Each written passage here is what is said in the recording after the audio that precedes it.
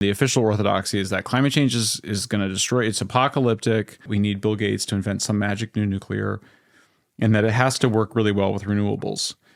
My view was climate change is real, but it's not the end of the world.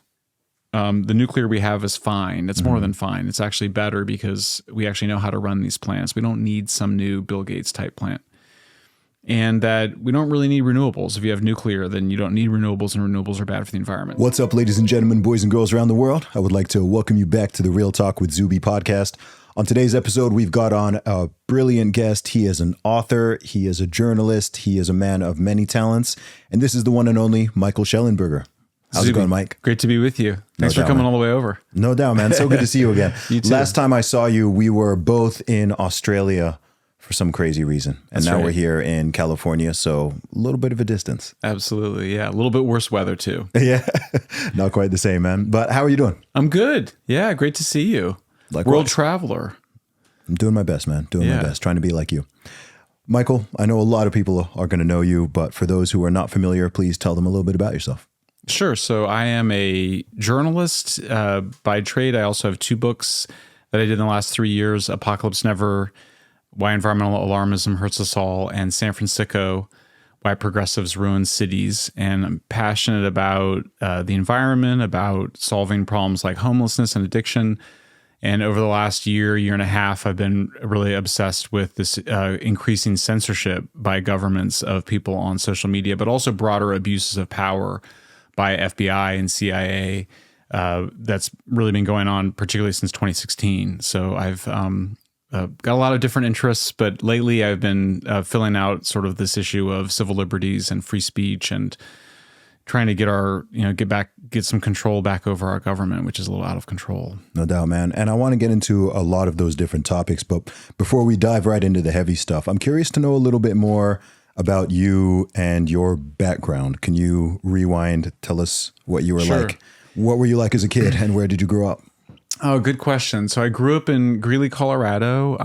My parents were from the Mennonite Christian tradition, which is a very kind of radical, pacifist, very Protestant in the sense of, making their own church. It's kind of a cousin religion to the Amish, which people are familiar with, but the Mennonites had cars, but it's a very strict religion. But both my parents were silent generation, moving out of that. It came to Colorado, much more liberal Christian, but I was raised Christian, very liberal family.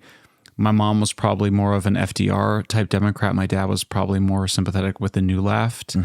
I was a very radical left boy, and raised in the 80s, and I identify a lot with Generation X. I think that we had a lot of things right in the 80s and 90s, particularly around things like identity. So I very much feel my generational legacy there. And yeah, basically from then, I'm 52 now, so it was 35 years ago, I guess, right? A long time ago, where kind of coming out of the radical left and starting to rethink some assumptions, particularly around the environment and nuclear power. I'm somebody that likes to think of myself anyway as being evidence-based, and I was advocating for renewables and couldn't figure out how renewables could ever scale up to actually power all of civilization, and discovered that there was this huge body of research showing that that's a very difficult, if not impossible task. In fact, that the Industrial Revolution probably wasn't possible with renewables. And then really wondered, why was it that environmentalists weren't embracing nuclear? Why was nuclear the enemy if it's this major source of zero carbon energy? And that really took me down a rabbit hole for a number of years, really from 2010 to 2020. And then I published that in Apocalypse Never, which is really a book. It's about environmental alarmism more broadly, but through the heart of it runs this question of nuclear, because it solves so many environmental problems. With nuclear, you have basically limitless clean energy. That means you have fresh water, you have limitless food. You solve all your scarcity problems without pollution. So I couldn't figure out why, and so I really wrote the book about sort of this Malthusian, anti-human, anti-development ideology, which really is what so much of modern environmentalism is. And then after that book came out in 2020, it was a bestseller. It was very exciting. We then were in COVID, and I knew I had a chance to do a second book, and I knew that I wanted to do something during COVID, something local. So I did San Fransicko. Mm-hmm. But yeah, that's sort of, there's a lot of stuff intervening in there. I spent a lot of time in Latin America working with left-wing political movements and leaders. I speak Spanish and Portuguese. I went to Nicaragua when I was 17 to help the Sandinistas. Very much attracted to the radical left in Latin America. And so yeah, I guess you could say I'm a refugee. That's interesting, man. I think particularly growing up in a Mennonite family, or post-Mennonite family, because you said a lot of things there, which I think to myself and a lot of listeners sound like strange juxtapositions. Yes. So growing up, post-Mennonite, but Christian family, but you also said very liberal, and then you also said radical left. Yes. So in my brain, those things don't quite square together. So that's right. Can you explain that a little bit? Yeah, it's a good question. I mean, I consider myself, in some ways, I think, if I look back at my work, I'm sort of a critic and historian and psychologist of the left and what is the left. And there's parts of it that I still really love and identify with, particularly the parts around free speech and freedom of expression and creativity and the affirmation of life and the affirmation of human potential. Mm-hmm. And there's other parts of it that are much more dark and much more anti-human. So I would just say, yeah, I mean, I think my mom was probably your basic FDR liberal, but my dad, what does that mean to modern listeners? Oh, it means you want to lift people out of poverty. Okay. My mom grew up on a farm in Indiana, so they saw, or what we would call poverty. For them, it was probably middle class. And my dad grew up more, his parents were principals and school teachers. My mom's parents were farmers. So there was some of that sensibility there. My father sort of grew up with my dad. My dad we talked about Noam Chomsky. Mm-hmm. We talked about U.S. imperialism. When I was coming of age, there was a lot of debate around the role of the U.S. government in Central America. So there's a very strong anti-imperial movement. It was also the time of fighting apartheid in South Africa. So there was a sense of liberal and left, I think, were more comfortably overlapping in some ways. There was a stronger sense of embracing heroism of major figures, whether it's Nelson Mandela or Che Guevara or the Sandinistas. It was really before we get to this turn towards a kind of celebration of victim culture and of what we might call woke culture that sort of celebrates, being a victim or, being oppressed as a permanent state and a permanent place of identity rather than as something to overcome. Mm-hmm. So that's one of the things I've been very interested in, is how you go from a left which had been liberating in many ways and about human potential to a left that was really about telling people that because of their identity, they were stuck in a position of being oppressed, and sort of celebrating that, and even starting to celebrate sickness and celebrate that victim status. And so people sort of competing over who has had it worse. And I think that was something that was really rejected by probably both my liberal mom and my left-wing dad. I think they never wanted us to be that way. Okay. They made us work hard. They made us have chores. We would say things like, that's not fair. And they'd say the world's not fair. So some of these things that I think are now coded more conservative. Yeah, that's the thing that I find quite interesting, because a lot of the things that you said attracted you to the left, or you associated at least with the old left. I think a lot of people would hear those. I mean, even something as simple as free speech, people would hear that and they're thinking, what, conservatives support free speech more than the left does. That's the saddest thing you can say. Freedom is even more coded right-wing, right? So freedom is coded right, and now free speech is coded right. And in the 80s and the 90s, free speech was not coded that way. And the free speech movement, which was created in the 60s down the street from us here at Berkeley, definitely was not just liberal, it was left wing. And I was going through, James Burnham, famous American conservative, his book, I can't remember which one it was, but where he was sort of describing, he was sort of making a case for some amount of censorship, as a conservative. Well, that's completely reversed. So I do find myself, I think also because I'm a Gen Xer, and I think that, there was a period when wokeism was emerging over the last 20 years. I was focused on energy and climate change. And climate change was becoming really crazy and apocalyptic during that period. I mean, arguably it was always an apocalyptic framing. But to then go into the Twitter files in 2023, no, 2022. Well, December 2022 and early 2023 and discovering that progressives were advocating all this censorship was sort of shocking to me. On the one hand, on the other hand, I knew that was going on. I'd sort of seen it, but I continue to be surprised by really, the betrayal of the left of free speech. And it's, I think, one of the most disturbing trends there is. One of the graphs I've been obsessed with is this Pew graph showing that Democrats' support for government involvement in censoring things online went from 40% in 2018 to 70% in 2023. Yeah. That's for public opinion research, that's a huge change. Usually, we look at public opinion, people are slow to change their minds. Most of us don't change our minds, or we change them very slowly over a lifetime or a generation, 15 years. So to see that in 5 years is shocking. And I think it had to do with the Trump derangement syndrome, with the sense in which Trump emerged that he was only elected president because he had lied and engaged in misinformation. And so our podcast today is sponsored by Tolos. One thing I've upgraded in my routine over the last 6 months is wearing barefoot shoes more often. As someone who's constantly on the go, whether training or traveling, the shoes I wear matter. Tolos sent me a pair of their Archetype 2.0 trainers a few months ago, and I've been wearing them regularly ever since. Tolos are not toe shoes, so they don't make you look like a weird Ninja Turtle.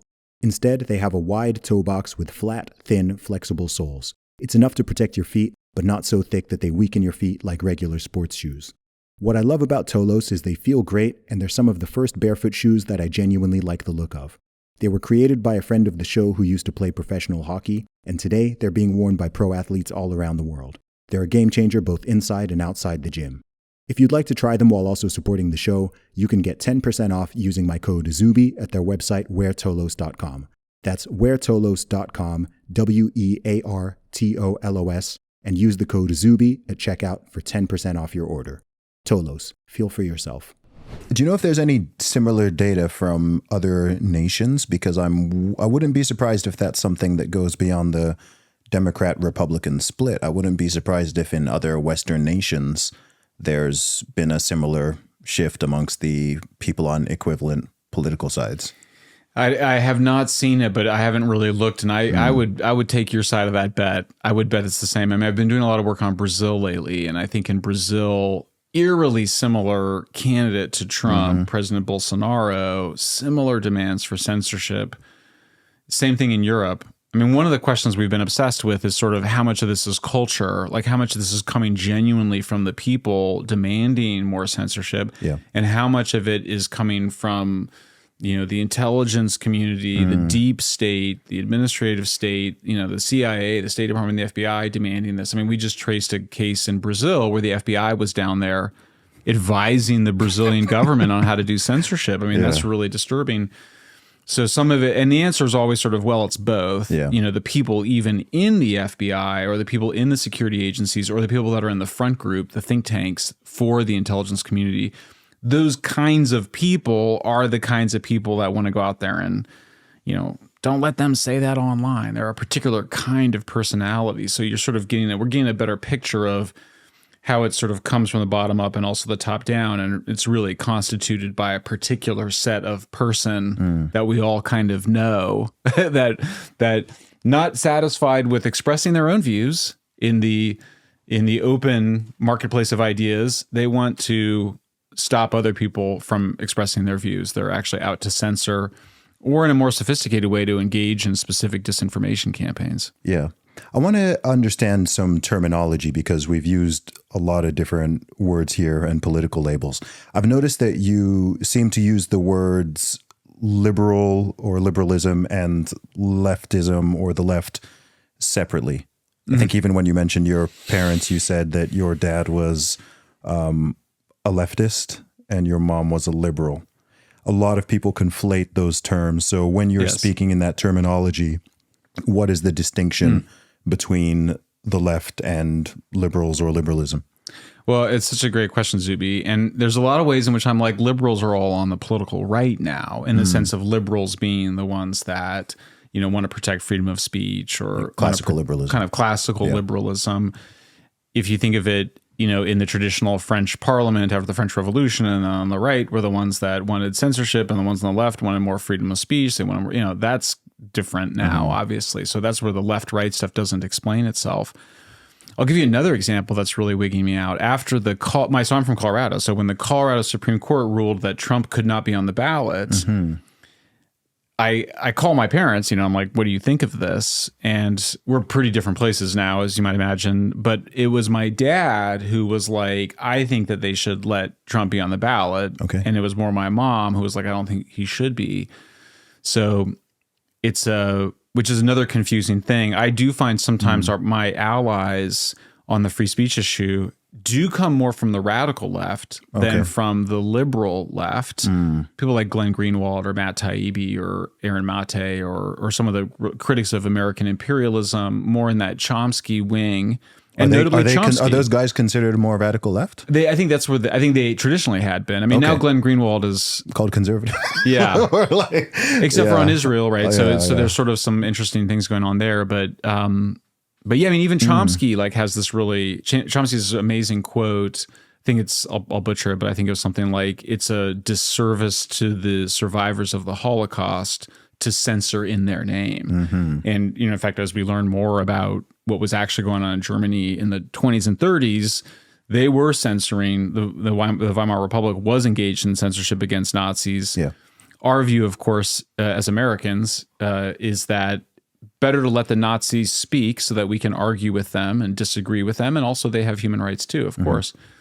But I think it's been interesting that it's really the folks that are more not from the radical left, more from the liberal left, sort of the MSNBC left, you might say, that has been the ones demanding, I think, a greater crackdown on speech and restrictions on democracy. It's so fascinating to me because it's such a bastardization of terms.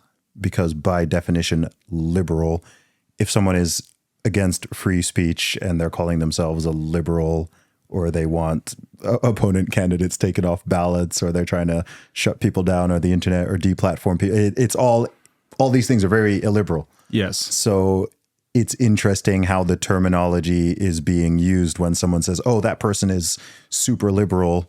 And what they mean is they're super pro censorship and they're anti-free speech, right. And they were pro lockdown and pro mandate and all that. Right. I'm like, isn't the word liberal based in liberty, based in freedom, based in individual rights and so on?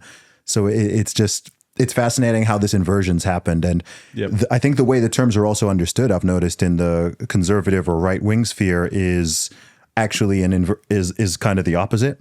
So they view people on the left and leftists as being the ones who are pro-censorship and anti-free speech and so on, and that liberals are the ones who are more reasonable, and allied with sane conservatives in that regard.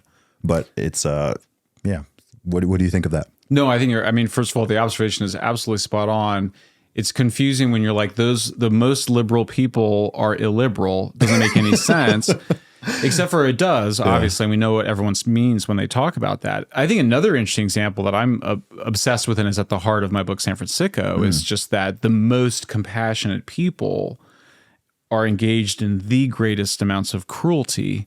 So to give an example of it, I would keep discovering, psychotic people, mentally ill, deeply addicted people on the streets, vulnerable, naked, the women on the streets that are homeless and usually addicts or some combination with mental illness, or like basically 100% sexual assault for women on the street. When I interview women on the street, it's like 100%. Wow.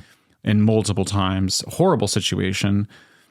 I've discovered a guy on the street that had a broken hip. I've discovered, people that are in just terrible situations. They need to be taken to hospital, But the most compassionate people, or the people that say they're the most compassionate, are making the case, no, you should just do whatever they want.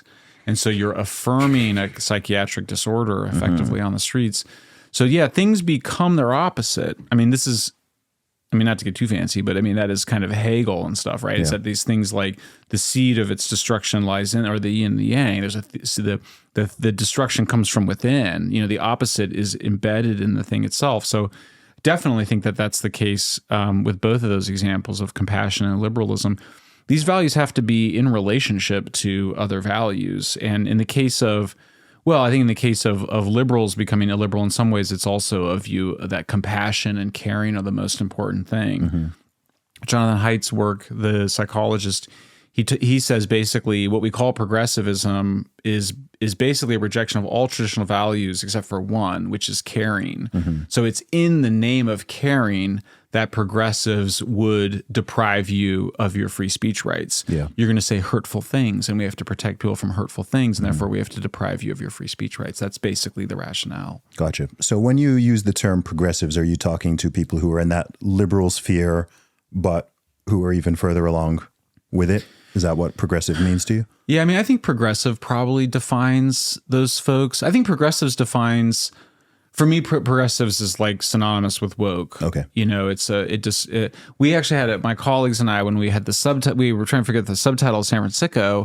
The original subtitle was Why the Left Ruins Cities. And then there was some disagreement about that because there are people on the moderate Democrats who would still identify as part of the left that would like to have, a better response to this issue. So we landed on progressives. And yeah, I think it's really the progressives who are sort of, they're not really the radical left and they're not really what we'd call liberal, but they're almost like a group. They tend to be for censorship. They're for, affirming psychiatric disorders. They're in the grip of victimhood ideology. And I think victimhood ideology is the central motivating, animating ideology behind what you would call the progressive movement. And I mean Elizabeth Edwards to AOC. Yeah. So I know I've read your book, San Fransicko. It's a brilliant and eye-opening read because first time I ever came to San Francisco was in 2019. And I'm very well traveled. I've been to many dozens of countries. I've been to hundreds of cities. And I remember coming in 2019 and seeing things that I've never seen in all of my travels. I've been back to San Francisco multiple times since then. I came last year again, actually, to interview Elon. And the day before that interview, I did a 10-mile walk around the city just to see, okay, I have a certain vision of it in my mind from 2019. Has it gotten better? Has it gotten worse? I don't want to have an inaccurate view of what it is just based off things I'm seeing on social media or certain videos or whatever.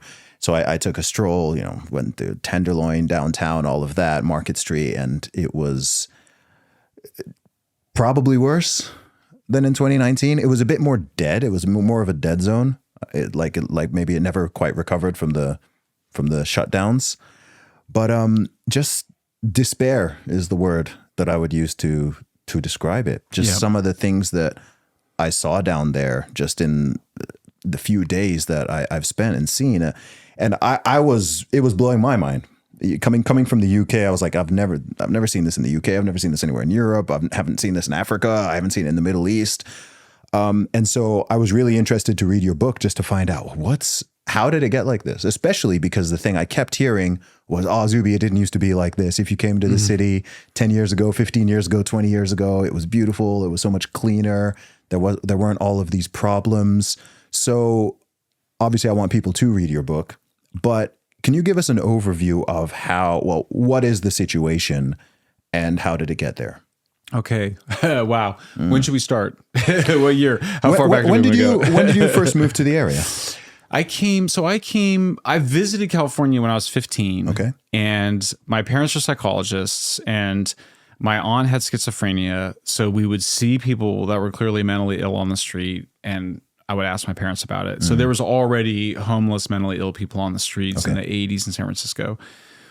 Moved out here in 1993, right after college. And there was an open drug scene across the street. I knew drugs well enough. I mean, I'm not bragging, but like I knew some amount about drugs. I've never tried heroin, but it was clear to me that was a heroin scene, and it was often young upper middle class kind of types, recent college grads they had open sores because the heroin was black tar heroin and it was causing these skin problems.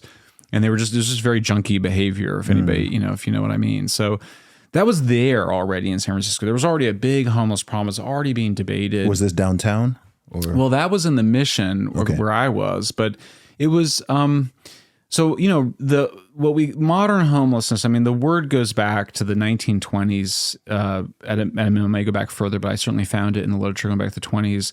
But what we call modern homelessness really emerges in the 1980s, and it's really two different things coming together. The first was the deinstitutionalization of the mentally ill, taking them out of psychiatric hospitals, and literally, in some cases, putting them on the streets with a little bit of money and some sort of, federal support, but basically being on the streets to fend for themselves. It was that extreme. And then the crack epidemic. And so you really have the confluence of these two things. Making it worse is that, progressives, I guess you would say the left, were claiming that this was a housing problem, early on claiming that this was just a poverty problem, and saying it was a consequence of Reagan's tax cuts. And there was always the mythology that it was because of Reagan. So it was a problem then. And then to affirm, basically to say we should just give people money. Well, if you go give addicts money, you can, the people go, oh, it's stereotypical or whatever. It's like, okay, you have no idea because you give me addicts money. It's like the worst thing you can do. They're going to use it to maintain their habit. So that was basically going on. So you get this kind of affirmation of homelessness by the San Francisco city government and by other progressive governments starting in the 80s.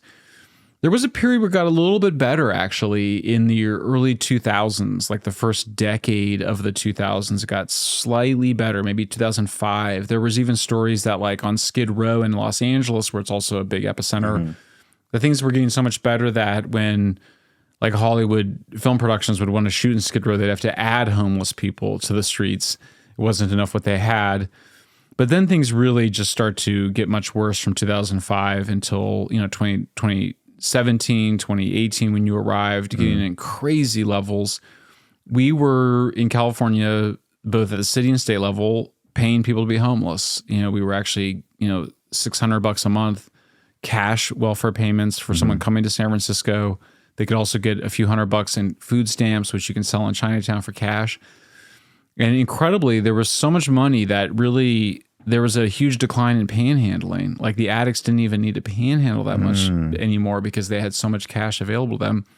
And then you had the opioid epidemic creating a whole set of new addicts from overprescription of opioids. And the word gets out and people increasingly attract, people come to San Francisco, they come to Los Angeles. Many factors. We also started to decriminalize hard drug use under 3 grams. Proposition 47 passed in 2014. You basically, there's a lot of different laws that have passed. I sort of summarized it in the book that it was, on the one hand, it was incremental. On the other hand, there were some big things. But basically, we just start reducing the consequences for public intoxication, public drug use. And what we call homeless encampments are what European researchers famously called open drug scenes, which is basically, that's where there's drug dealing going on, and the addicts that go there and buy from the dealer, you'll see it happen. They'll just go there and they'll smoke or they would inject. Yep, seen it. And so then like they don't want to, they're in such a hurry to do the drugs, and then they would stay there and they would just sleep there. And so one of the real life characters in San Francisco, he would say, I had a room at a shelter a few blocks away, but I would stay right there because I wanted to be that much closer to the dealers. So you start to get open drug scenes all across San Francisco, really around San Francisco.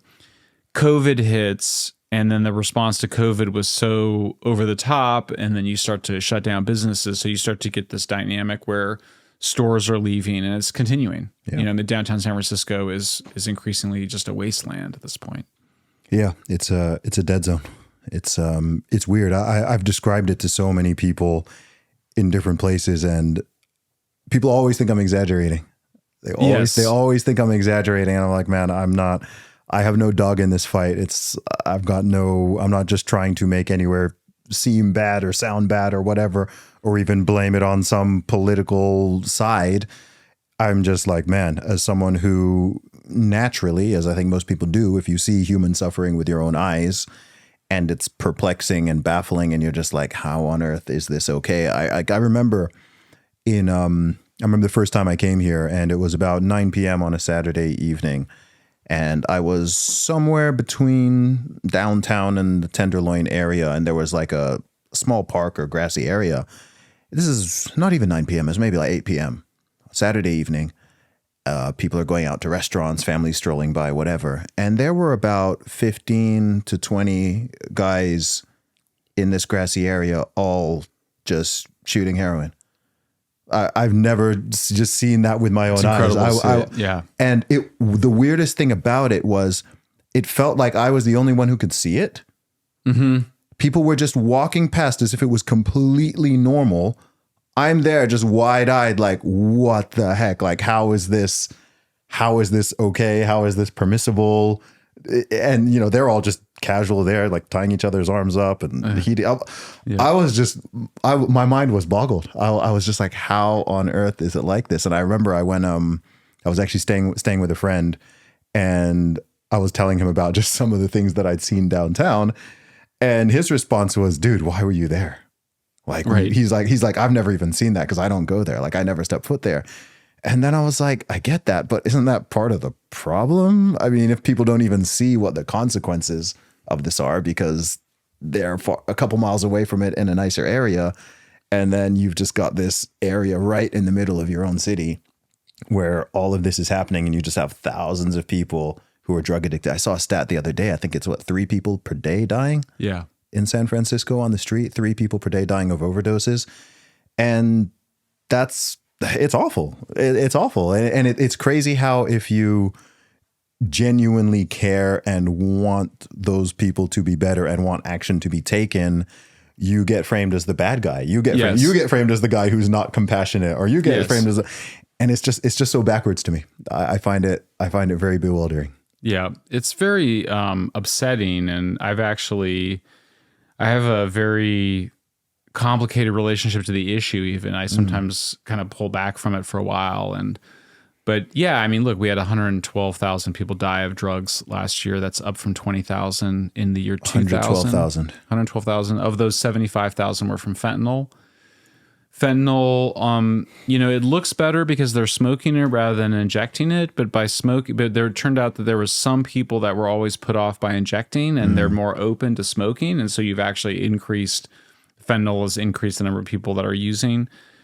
It's almost as though the society has decided that they would rather see 1 million people die over a decade than actually intervene and provide the intervention that addicts need.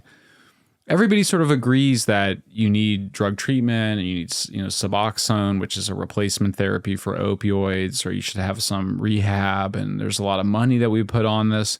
But the part that at least the politicians and the interest groups that control them don't want to do is impose the intervention. Addicts traditionally addicts would get in such a bad way that they would break the law. And then you break the law, and then that's the chance for the intervention. And you go to court, and the judge says you can go to jail or you can go to rehab. Well, they took that away, basically. So you go to so first of all, you don't get arrested because the cops know that the DA can't prosecute you for possession. So they literally revive people 10, 20 times with Narcan, and they just end up delaying the day of death until some other time. And so they end up, you revive somebody 30 times and then they die. And increasingly, the Narcan doesn't work because they've developed a tolerance to it. They have enough. They're smoking so much fentanyl that the Narcan isn't enough to get them out of it, and they die that way. So there was a period where they first started introducing Narcan. I think it was maybe 2019, where you saw there's a huge increase of deaths, and then there was sort of a plateau or maybe even a slight decline, and then it shot back up again. And it appears as though like the Narcan worked for like a year or two, and then it just stopped working for people, and the death rate kept going up. Wow. So 112,000 deaths per year. And that makes me wonder, if that's the number dying, how many more near-death overdoses were there?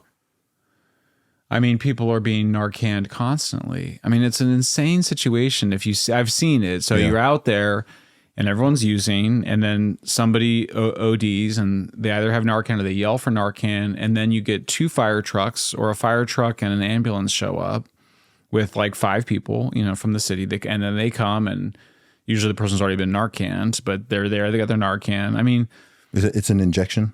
No, it's now a nasal. Oh, okay. and it's become fashionable to like wear them on your belt so that people know that you've got. I mean, talk about virtue signaling, right? Boy.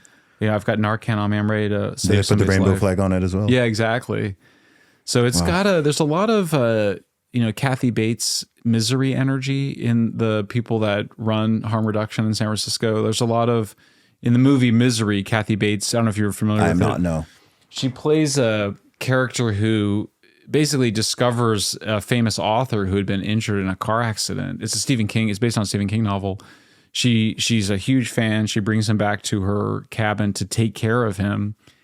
And anyway, long story short, doesn't want him to get better, and so there's a way in which this desire to care for others, I call it pathological altruism. Wow. You can go further and call it Munchausen syndrome by proxy, but you're maintaining a sickness, in part, I think, so you can keep taking care of people. I'm not sure it's exactly that conscious, but when you interview harm reduction folks or whatever, they say, well, we couldn't possibly impose an intervention on this person because he has bodily autonomy. Well, he doesn't really have bodily autonomy if you're sitting there in your own excrement, smoking fentanyl and meth all day long, and those two drugs are now combined. People smoke the meth so that they can stay awake while they're on the fentanyl. I mean, it's just an incredibly toxic combination of drugs, toxic drugs on their own. But yeah, it's more, I became interested in what is the mentality of the people that are maintaining the system? How do they justify the destruction of all these lives? And it's out of this idea that the people that are addicts are victims, and to victims, everything should be given and nothing required.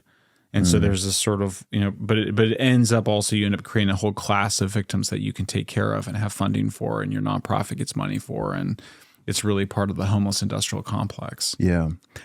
This might be a difficult question to answer because, of course, you don't know what millions of people are thinking and believing. But what is the general sentiment of that in these areas? Are people unaware? Are they generally in support of these type of so-called harm reduction policies? Would they like to draw a line in the sand, but they're afraid to speak up? Do you know what the general sentiment is?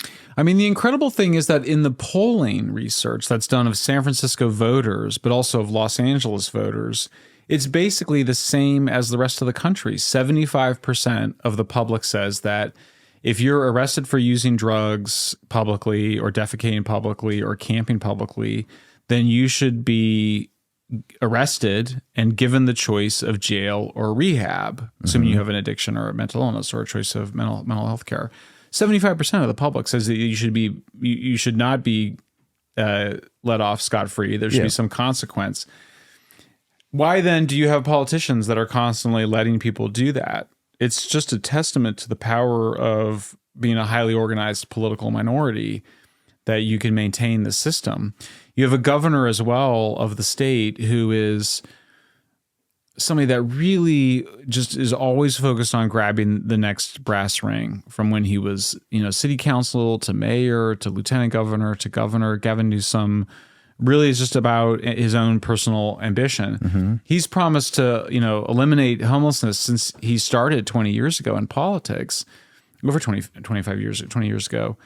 So, and he keeps, they keep coming up with new initiatives, but as long as you're not willing to actually mandate treatment to people, as long as you're not willing to have some amount of coercion or some sense of consequence for breaking the law, or overdosing and dying on the street and requiring, a fire truck and an ambulance to come, as long as you're not willing to have any consequence or any coercion, then there's really, the people are just going to keep dying. It's just that simple. So why do people keep voting for them? The Democrats have, one question is, why have Republicans failed to succeed in a state like California, where the Democrats have been in charge for so long and they are obviously not working? And worse than that, why have the moderate Democrats, failed to have impact?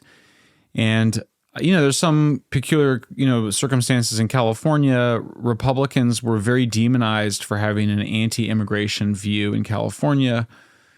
That was, I think, based on there's some economic reasons for it. Californians, we're more affluent than the rest of the country. We employ a lot more Latin American immigrants as. Just to be clear, do you mean anti-immigration or do you mean anti-illegal immigration? Well, this was in the 90s. What happened was there was a Republican governor that proposed anti-illegal immigration measures, but it included, for example, not allowing immigrant kids to go to schools, not depriving access to healthcare. It was viewed as too extreme, as too cruel.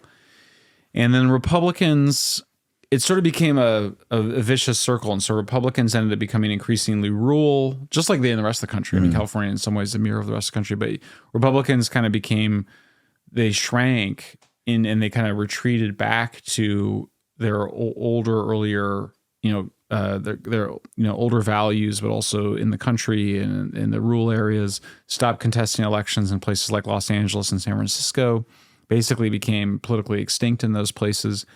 They then were replaced with a moderate progressive competition on the Democratic Party. But even there, the progressives gained the upper hand, starting from the 2010 to 2020. And I think the right, whether it's the Republicans or the moderate Democrats, were not able to offer a compelling solution to the homeless problem. And the Democrats are just so much better. I mean, the left in general is just so much better with language. They're so much better at, just think of a word like harm reduction. Well, harm reduction policies are resulting in 112,000 people dying. Yes. So they might be harm reducing, but they're death increasing. And the right's never been able to answer that. I endorsed the former Republican mayor of San Diego in 2021 during the recall of Gavin Newsom, and we were at a press conference, and the reporter's like, "What would you do with the homeless? Would you arrest them?" And he didn't really have a good answer to that. It's just like the first question. There is a good answer to it, but I think like people on the right really were not able to offer that. They also weren't able to, I think, offer a very compelling policy solution. Mentally ill people are not able to like shop for healthcare. They are basically, you have to deal with to provide the proper answer to this. You have to deal with some things that make everybody really uncomfortable, like coercing psychiatric care. I think you answer that by saying, look, you break the law, you can either go to jail or you can go to rehab, but you can't just break the law. Yeah. Like if you don't enforce laws, then people will not follow them. Yeah. So, and that, you kind of get some begrudging support for that. But yeah, I mean, there's a lot of reasons why the Democrats have just remained so powerful in California. The unions have been very influential here. We don't have a manufacturing or much of an extraction industry like you have in, places like Texas or the Midwest that sort of sustains a more, conservative outlook, and then I always call it Big Lebowski syndrome, What does that mean? Big Lebowski syndrome is like, well, I like White Russians and he likes to smoke fentanyl. Like, who are you to judge? Okay. There's a kind of libertarianism there. Laissez-faire, just. Yeah. It's in San Francisco. One of my sources calls it left libertarianism. It's it's always confusing because people say, well, but California is so tyrannical about things like masks and COVID. Yep. The difference is that those are mandated for the whole population. And so victimhood ideology says to victims, everything should be given, nothing required. But for the rest of us, we're all guilty. We're all sinners for, past, genocide of the indigenous people and slavery and all the rest. And we have this burden, this debt and this guilt. And so we can impose tyrannical measures on all of us, censorship, COVID mandates, you name it. But for people that we've designated victims, they actually have special rights. So even when I interview the ACLU, I say, well, what about somebody if he, urinates or defecates in public? What do you do with that person? If you're saying not to, she said, well, it depends on who is that person. Is it a frat guy or is it a mentally ill person? Oh, and so it's kind of, well, wait, so the law, and we start to see this where it's like really what's being proposed is that the law be enforced unequally. And I'm all for like sentences that are appropriate for the crime. Sure. And should take into account mental illness.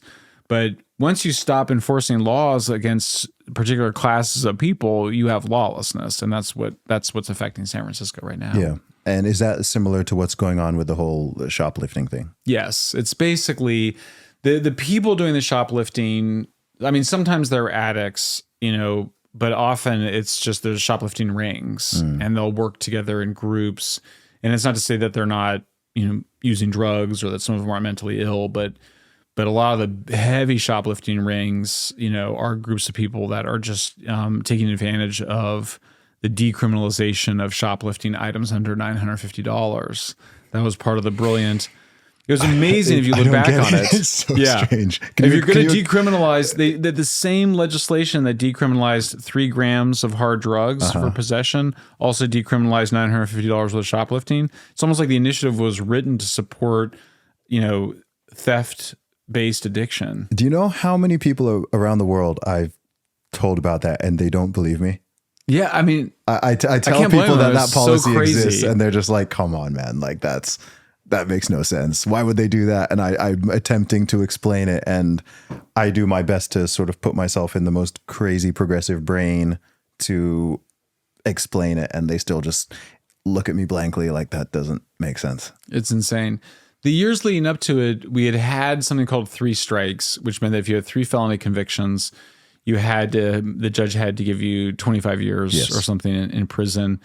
And I agree that was too much, but there was also all this propaganda. Why do you think it's too much? Well, because I do think as long as you have a system where, it depends on whether it's too much, but in the case of it, you started to get things like, there's all these stories that came out of people being like, they stole a pizza or something, and it was like their 3rd strike, or very small things. But I believe in the discretion of judges. I do think they should take into account people's circumstances. I also think we don't have a good psychiatric care system. And so if you're mentally ill and you're breaking the law and they're not mandating care for you, it's awful to end up in the prisons. I mean, one of the things that really wasn't we emptied out the psychiatric hospitals, but people ended up either homeless or in prisons. I mean, that was the tragedy of it. And so they were better off in the hospitals than in prisons, certainly. But I would like to see them take advantage of I'd like to see some judicial discretion. Some guidelines are okay. But yeah, I mean, we basically went through just a whole decade or two decades of propaganda that people in prison were mostly there for nonviolent offenses. One of the things I debunk in San Francisco is just that there were all these people that were in prison just for marijuana possession. That was total nonsense. I mean, it was like 1 or 2% of people were in prison for. Okay, because that's quite a pervasive myth. I've heard that one all the way from overseas. Yeah, absolutely. So, and they were manipulating the statistics. They were often not dealing with the fact that sometimes when you're a prosecutor and you're prosecuting somebody, you've actually got them on weapons and on violence and on drug possession, but you can't prove. Maybe it's hard to get a witness to prove the violence. You're just seen beating his girlfriend or something like that, or in the case of the weapons charge, and so they end up getting a plea deal. So you end up getting these really complicated cases where the possession was the thing that you ended up getting sentenced for. In fact, you might actually be in a situation where the people that were in prison for the drug possession, were there for much more serious crimes, but they actually they pled out and they got some leniency, and so they were only there. It only appeared that they were there for possession. Gotcha.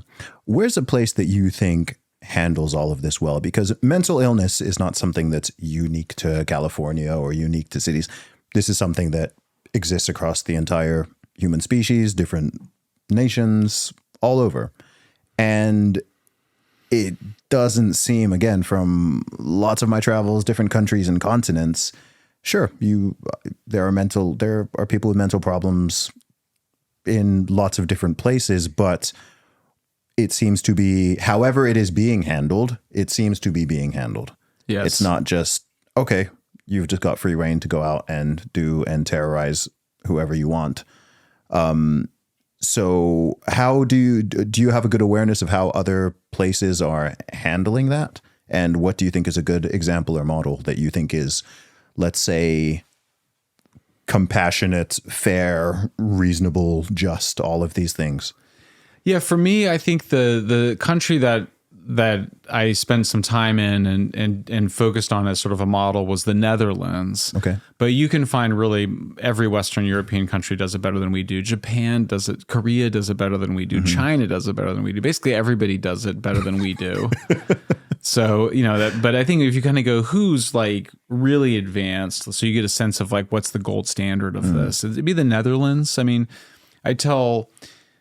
I basically describe what you want is a mental health care system that is so good that there's very few people you have to mandate psychiatric care to. You want to, those of us that I always say I'm a liberal in my compassion for the vulnerable, I'm libertarian in my love of freedom, I'm conservative in that I think you need civilization for both of those things.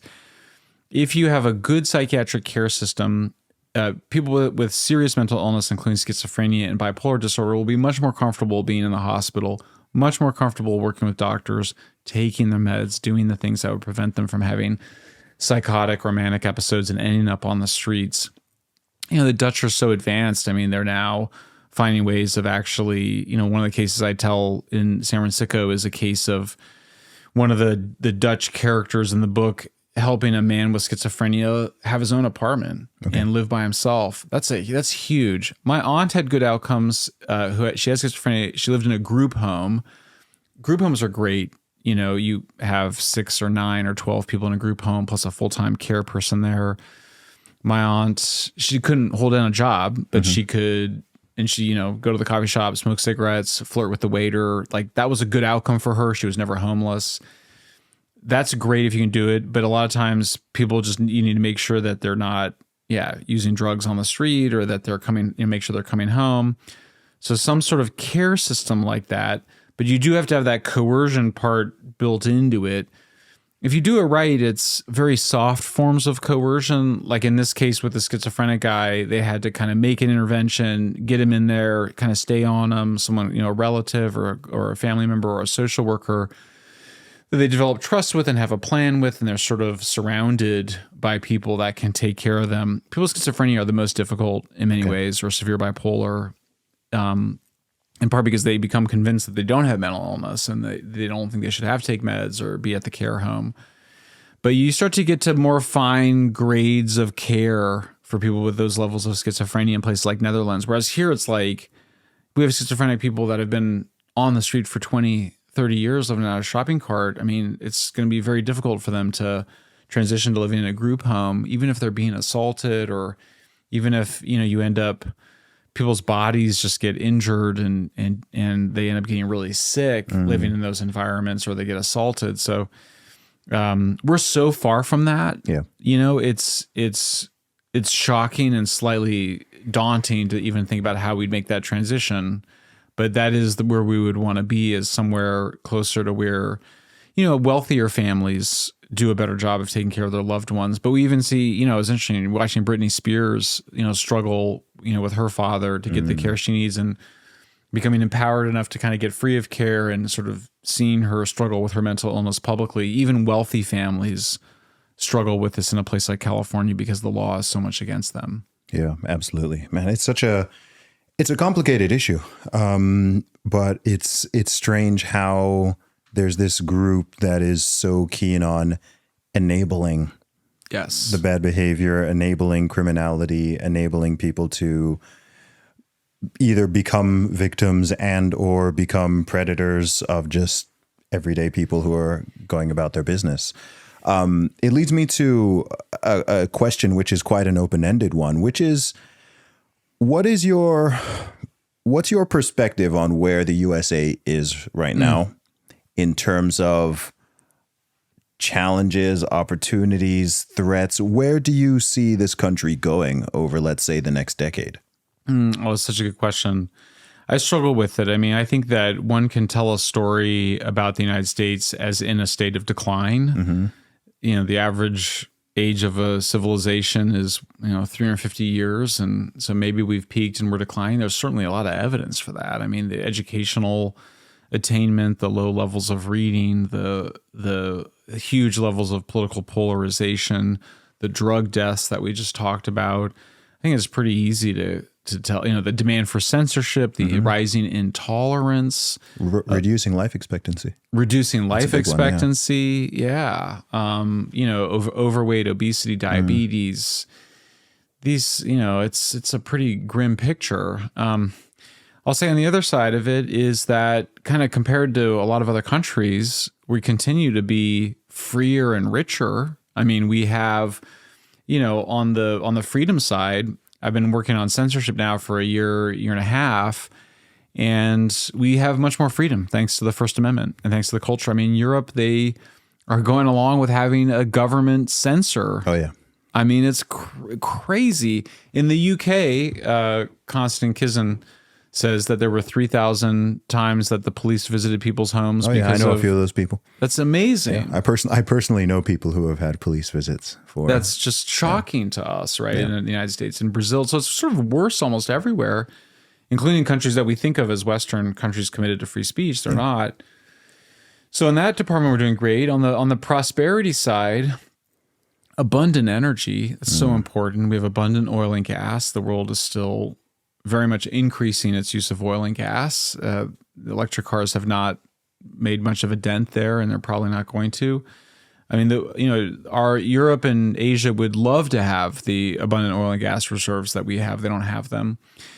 We obviously have a border that's absolutely out of control. Oh gosh, yeah. At the same time, bringing in a lot of immigrants and having your population grow and having, some, preferably you'd want both low skill and high skill immigrants, but that tends to be very good for your GDP to have all that labor coming in, as opposed to being in a country where your population is shrinking and you end up with a demographic crisis because you don't have enough people to basically sustain an elderly population, which is what we're having in Japan and Korea.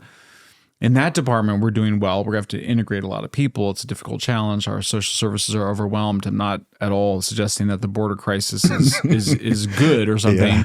But you kind of go like on these big macro things when you look at it like, at Jamie Dimon, the CEO of JP Morgan, or if you look at it like an economist would look at it, you kind of go, you got a lot of cheap and abundant energy and a lot of potentially cheap, abundant labor.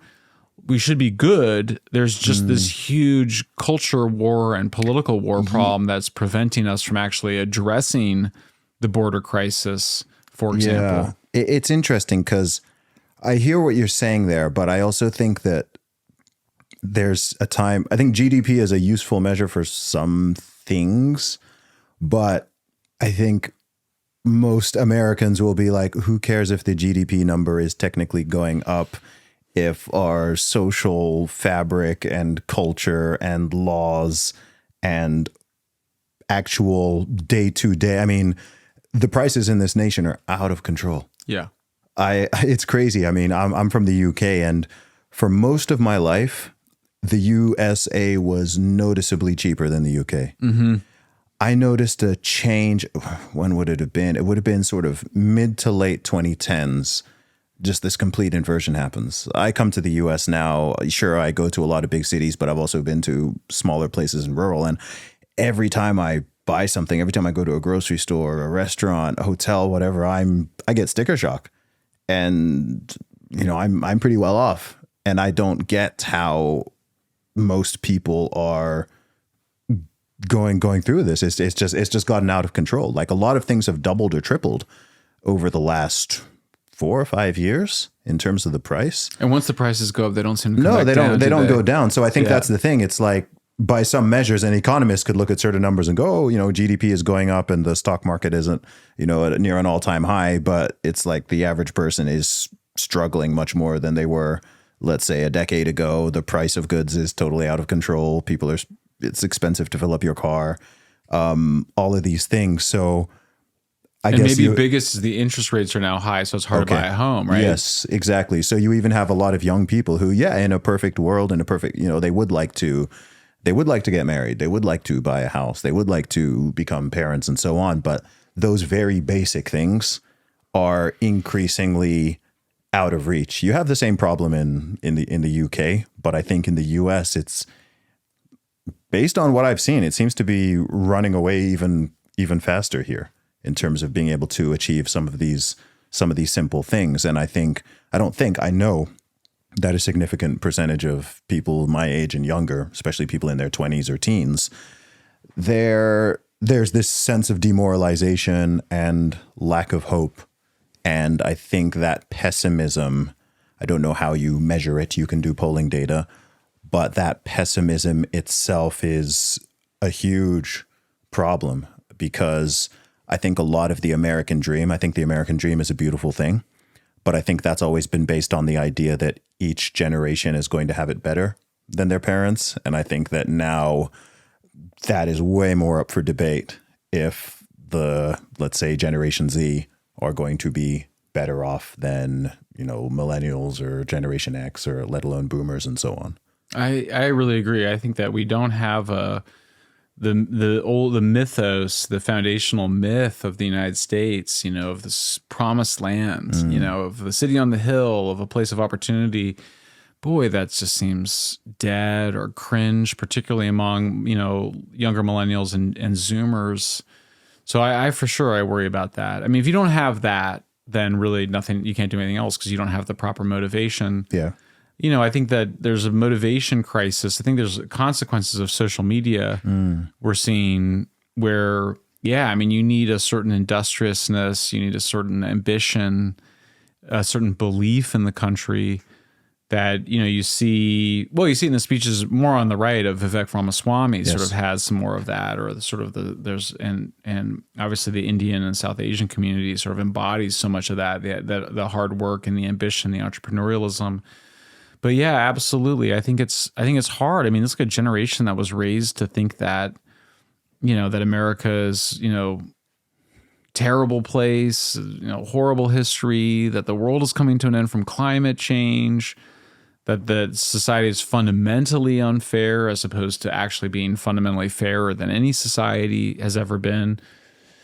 So I do worry about that. I think I think we're at a moment that requires a kind of back to basics, back to some, basic foundational values of, what we say, free speech, but also hard work and belief and optimism and sense of human potential and a sense of agency. I mean, that's the thing that's so disturbing, is that there's just not, you don't see young people that really believe that they're going to be able to achieve that. And so you end up getting a self-fulfilling prophecy.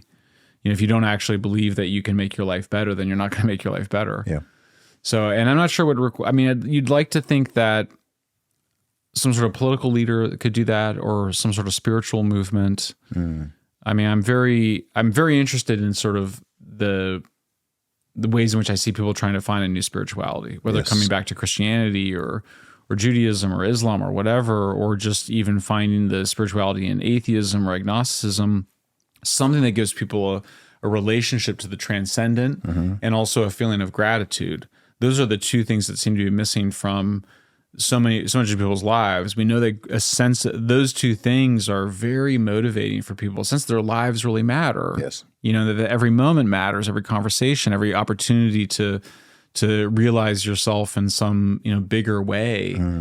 Yeah, that was there that was still there, I think, with Gen Xers, still there from the 60s era, but I don't see it now. It seems like you see people, there's some lights of it. Yes. But it doesn't seem to, there's still a kind of a sense of pessimism in the society. Yeah, absolutely. It's interesting you went there, because I was going to ask, what role do you think that religion or faith or lack thereof is playing in all of this?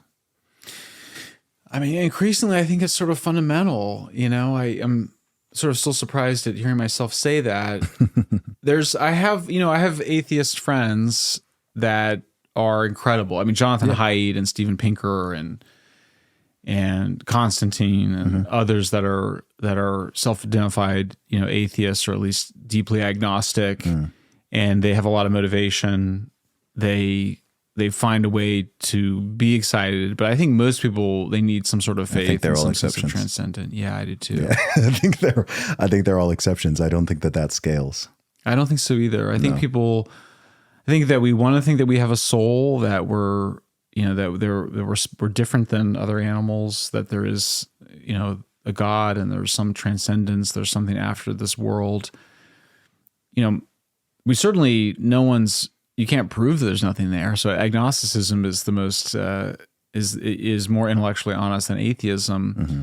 But yeah, like, you know, church has been tied up with the country. You know, you have people who have wanted to believe that they're citizens of a special place, and America has been, I mean, the most special in that sense of opportunity. So I would love to see a return to some sense of faith and patriotism. I mean, these are the values I think that certainly get coded as conservative, but I think if you talk to a lot of liberals even will acknowledge that something's really broken, and something's really missing. I'm seeing people looking for it and trying to fill the religion hole in all sorts of different ways. Yep. That's been very clear and apparent to me for over a decade, honestly. And I think that, I mean, whether it's wokeism, all these different isms and schisms, and even the way that people responded to a lot of the pandemic stuff and the way COVID became their religion.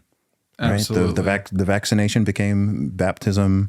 The mask became some type of talisman, or like logically it wasn't making sense from a scientific perspective, lots of the behavior, but the tribalism and the way that people were, I was just like, man, this is the religious impulse being applied in a very overzealous fashion to something that you are labeling as science. I see the same with like lots of these different movements. There's this religious zeal to them, but it's totally secular, and there's no forgiveness and there's no redemption. Right. It's like a horrible secularized version of just the worst parts of religion, right? None of the best parts. Yeah, it's like gutting the real frame and truth of it, and just taking it. It's fascinating because I've noticed both privately and even publicly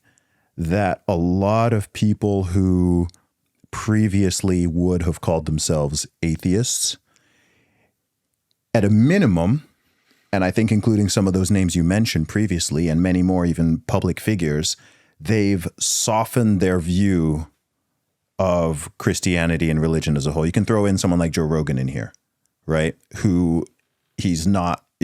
I guess he would be considered an agnostic, but if you listen to a podcast from 10 years ago, he's very antagonistic towards religion. He thought it was stupid, the whole Christianity thing, whatever. Whereas now he's definitely curious, and he can at least acknowledge, okay, this gives people a sense of meaning, purpose. There's lots of intelligent there's intelligent arguments for it.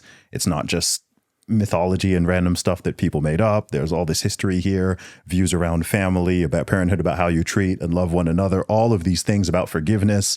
So even people who are not all the way there yet, I'm finding a lot of hearts are softening in that regard. Yeah. And then also a lot of people who are formerly agnostic, I can think of some pretty big examples who just full on going and embracing Christianity, or in some cases Islam or Judaism, other religions. And so it makes me wonder if we're at the very early stages of some type of resurgence revival. It's like this experiment has kind of run, and it didn't lead to, if I think back to the atheist movement in the 90s and early 2000s, from what I observed, it seemed like a very prevalent belief that, hey, if we can just get people to stop believing in God and religion and any type of superstition, whatever, then we're going to just enter this Zen-like, hyper rational, hyper kind, and no discrimination, less polarization, more forgiving world. And it's very much been the opposite. That the sort of proof is in the pudding. It's like, okay, well, that's not what happens. Sure, that works for some individuals. There are individuals who are able to, disregard all that stuff and maintain their mental well-being and their values and their morals and the way they treat others and their sanity and however they find a meaning, purpose, community, all of those things. But again, as I've said, it clearly does not seem to be scaling. Right. What seems to be happening is that hole is just being filled up by things that are less truthful and far worse for both the individual and humanity as whole. People are falling into all sorts of nihilism, yes, and just other forms of tribal warfare. I mean, it makes me wonder, like, when was the last time you saw in pop culture, movies or TV or something, a positive depiction of somebody on a religious quest or achieving a religious? I mean, did you ever see Fleabag? I haven't seen that. That's it's a lovely 2-season TV show out of Britain, and without giving any of it away, she falls in love with a priest. And kind of there's a moment at the end where it's sort of she's overcoming a sex addiction, so she's sort of coming to a spiritual reality, but it doesn't really go all the way or anything. I mean, I still think that depiction would be viewed as cringe or corny or something. Actually, I can think of one. Yeah. Although it was an independent movie, but I guess an obvious one is like Sound of Freedom.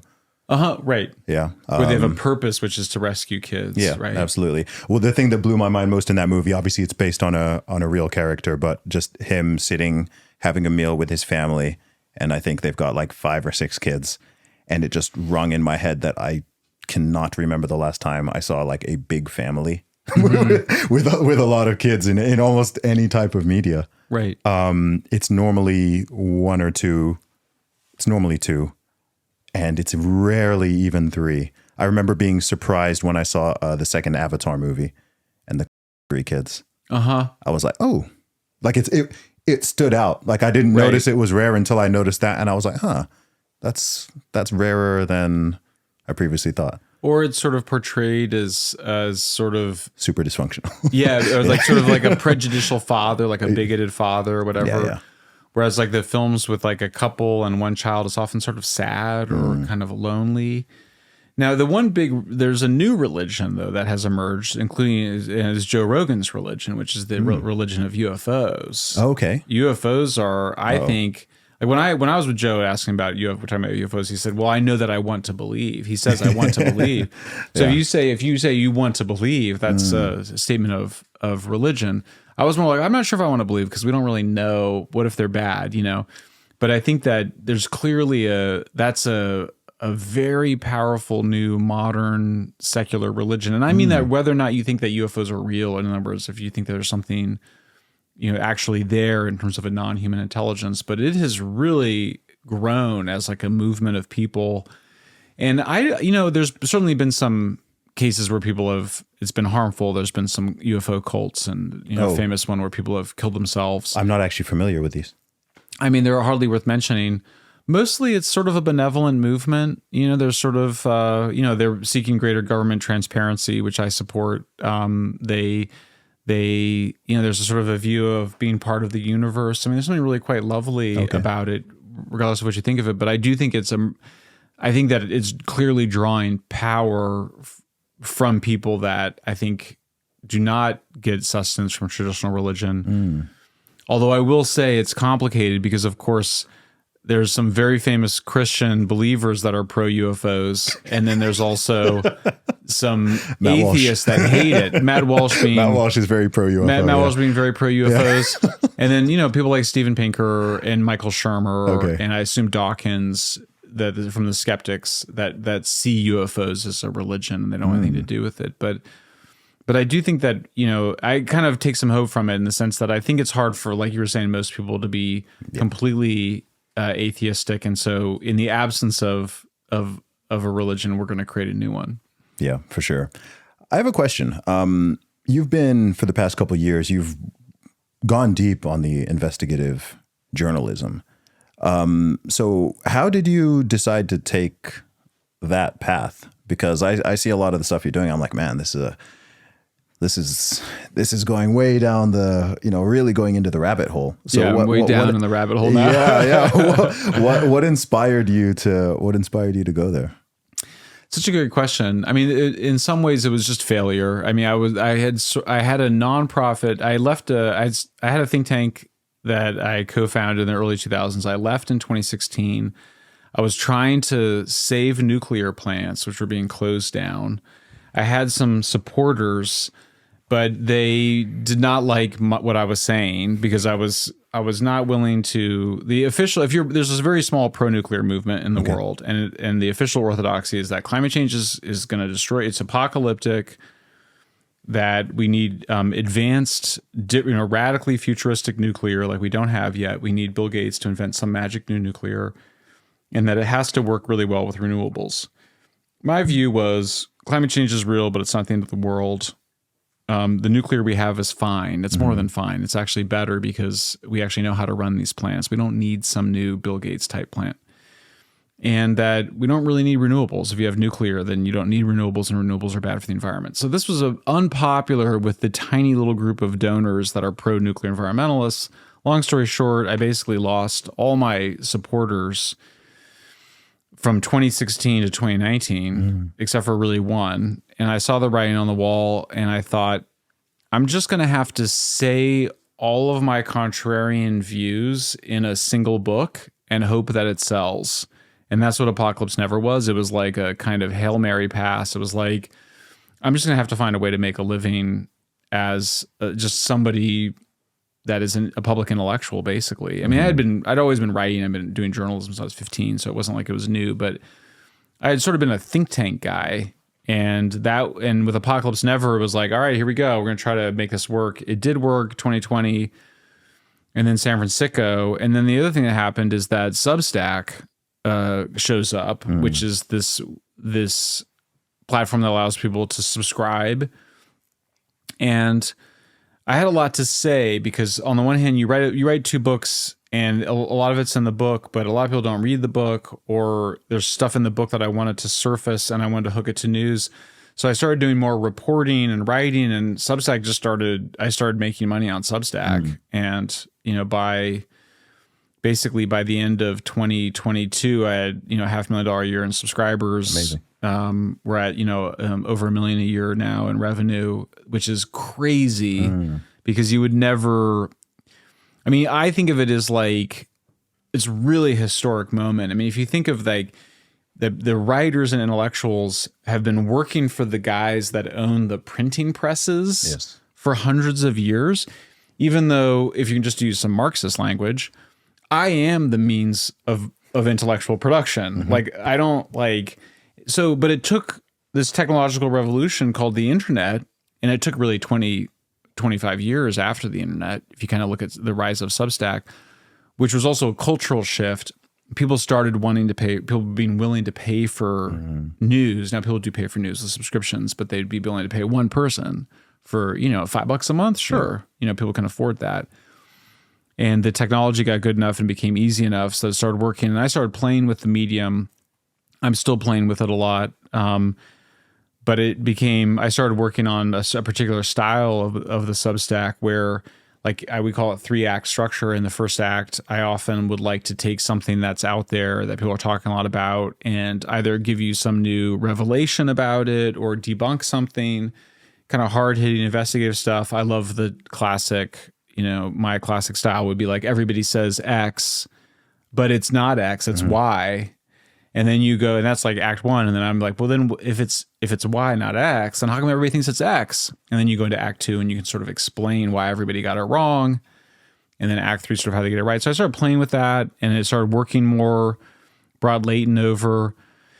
But, then the Twitter files led to basically discovering massive abuses of power by multiple agencies, including during COVID, just any kind of abuse of power that you could imagine you would see, spying without warrants, censorship, basically misrepresenting vaccine data, making claims that were obviously wrong. Like if you get the vax, then you won't get sick and you won't transmit it. People claiming that the lab leak theory was racist, but somehow it wasn't racist to say that it came from people eating bats in the market, And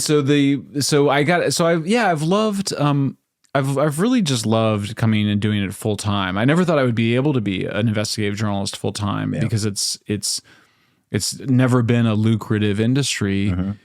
But I love it so much. I'm actually going to give a speech. I'm sort of the first endowed chair at the University of Austin. Awesome. And I'm giving a speech in a week and a half there called Empiricism as the Antidote to Ideology. And I'm somebody that loves ideas. Like I love Nietzsche. I love big ideas. I love, Foucault and Hegel, or I hate them, but I like talking about ideas. I was going to say controversial. Yeah. But I love talking about ideas.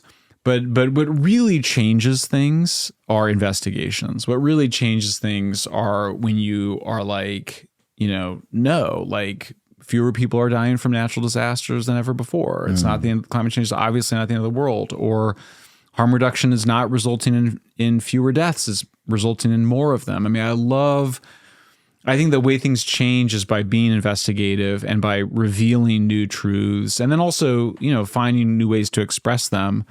But so, yeah, for me, it's, when you guys came in here, I was chasing a story about the beginning of the Trump Russia collusion stuff, and being able to reveal new things, like that really gets me excited. So it's it's like the thrill of, I'm a neophile in the sense that I like new things. I like to, when I say, I don't find myself wanting to keep going out there and repeating myself on nuclear power after a while. It's like, I think people know what Michael Shellenberger thinks of nuclear power. It's not that interesting. If you could know the absolute truth, full transparency on one issue or event, currently or historically, which one? Oh man, that's such a good one. Wow. I mean, obviously I'm like 90% sure COVID leaked from a lab. Okay. But we don't really have 100%. So I would love to know that. I would love to know the truth of how the Trump Russia investigation began. Okay. I know for a fact that there's things that we still don't know about that we want to know. I want to know who in the deep state, who in the intelligence agencies, or is there somebody? Who is they? Yeah, like who is there somebody there? I keep getting the sense there's sort of like a kind of a shadowy energy, a dark energy, but there's something pushing very similar censorship initiatives in the United States, Canada, Western Europe, and Brazil. Like, is that, how much of that is just organic, and how much of it is there like a committee of dudes? Like, is there a conspiracy? Is it organized? Yeah. Because we know because conspiracy just means a secret effort to break the law. So we know that people are breaking the law. We know there's secrecy. How organized are they? And how much of it is people just kind of, making things up as they go along? So yeah, those are all things I want to know. I mean, I want to know if God is real, obviously, but we won't find out until later. Yeah, man. Michael, what have you got planned for the rest of the year? Anything people should be looking out for? We're going to keep going after this issue of abuses of power.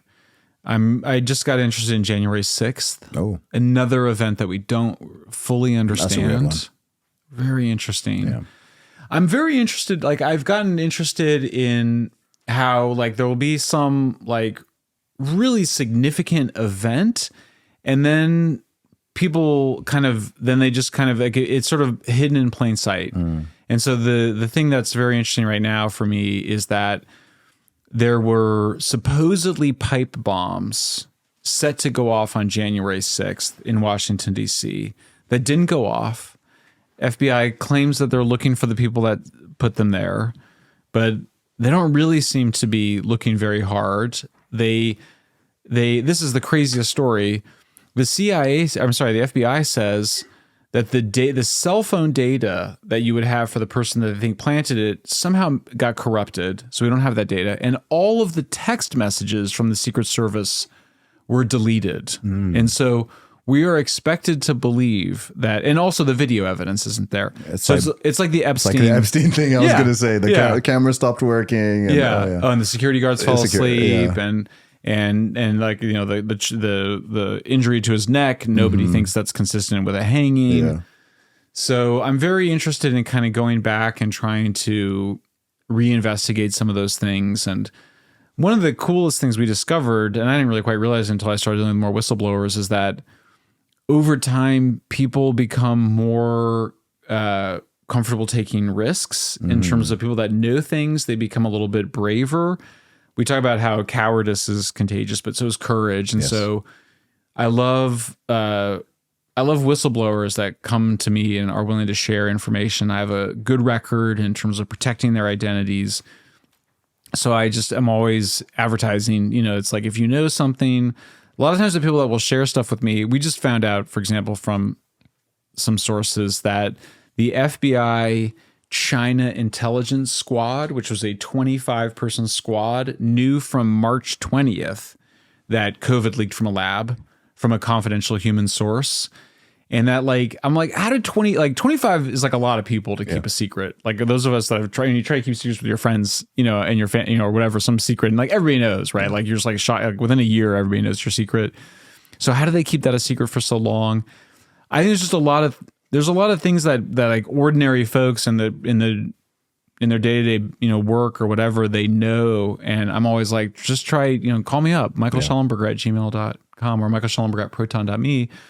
Come to us with information, because I do think on these big events, censorship, January 6th, COVID, there's still a lot we don't know. And I think the next year we're going to see a lot of it come out.